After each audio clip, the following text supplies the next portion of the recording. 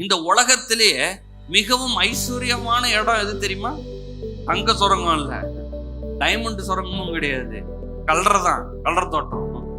ஏன்னா அங்கதான் ஏகப்பட்ட தரிசனங்கள், எவ்வளவோ இன்வென்ஷன்ஸ் அங்க இருக்குது.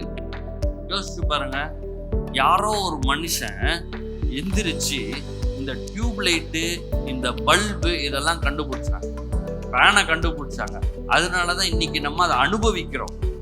நான் என்ன சொல்றேன்னா, நீங்கள் தேவன் வைத்திருக்கிற நோக்கத்தை நிறைவேற்றவில்லை என்றால் என்ன ஆகும் தெரியுமா?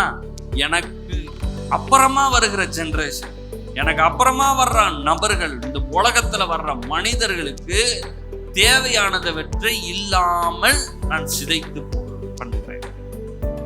இன்னைக்கு லைட் ஃபேன் கண்டுபிடிக்க வேண்டியவங்க கண்டுபிடிக்கலன்னா இன்னைக்கு நம்ம கஷ்டப்பட்டு தானே இருந்திருப்போம். அப்படியே உக்காந்துட்டு லைட்டும் இல்லை, ஃபேனும் இல்லை, ஒன்றும் இல்லை. ஆனா இன்வென்ஷன்ஸ் வந்துகிட்டே இருக்கு பாருங்க, கண்டுபிடிச்சிக்கிட்டே இருக்கிறாங்க.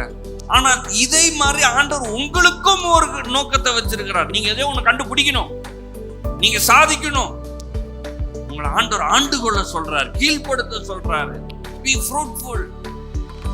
ஒரு கனி கொடுக்கிற வாழ்க்கையை வாழ, மற்றவனுக்கு பிரயோஜனமா இருக்கிற மாதிரி வாழ்ந்து காட்டு அப்படின்றாரு. அந்த ஒரு ஐடியா மூலமா உங்களுக்கும் லாபம் வரும், சரித்திரம் படைப்பீர்கள். சந்ததியா உங்களுக்கு அப்புறம் உங்க பிள்ளை பேர பிள்ளை 100 வருஷம் 200 வருஷத்துக்கு அப்புறமும் உங்களை பேசிட்டு இருப்பாங்க. ஏன்னா நீங்க எதையோ கண்டுபிடிச்சிருக்கிறீங்க, ஒரு நன்மையை நீங்க செஞ்சு கொடுத்துருக்கிறீங்க இந்த பூமிக்காக. ஒரு நல்ல நோக்கத்திற்காக தான் நான் இந்த பூமியில வந்திருக்கிறேன்றத நீங்க புரிஞ்சுக்கொள்ளணும்.